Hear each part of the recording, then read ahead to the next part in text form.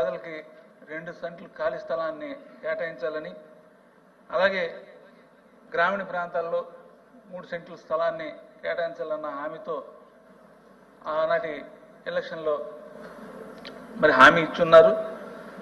వాటి గురించి ఏమైనా చర్యలు చేపట్టారు? ఈ కొత్తగా మంజూరు అయ్యేటటువంటి గృహాలకు కానీ ఈ ఇచ్చేటటువంటి స్థలాలకి నేనైతే మీ ద్వారా కోరేది ఏంటంటే, ఒక సక్సెస్ఫుల్ ఫార్ములా ఉంది.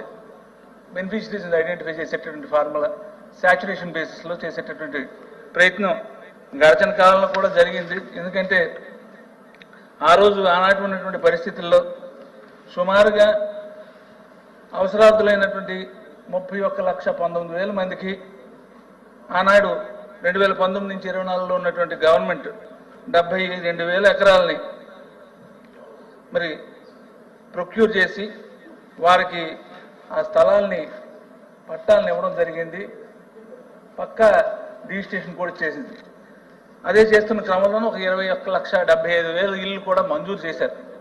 అనివార్య కారణాల వల్ల కొన్ని పూర్తి కాకపోయినప్పటికీ కూడా ఇప్పుడు ఈ ప్రభుత్వం దాన్ని కొనసాగించేటందుకు ఆలోచన చేయడం అనేది చాలా ఆనందించదగ్గ విషయం.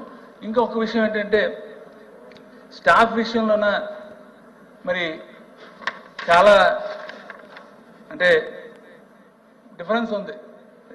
శాంక్షన్ స్టాఫ్కి ఇప్పుడు ఎగ్జిస్టింగ్ స్టాఫ్కి ఆల్మోస్ట్ నాకు తెలిసి 20% 25% స్టాఫే ఉన్నారు.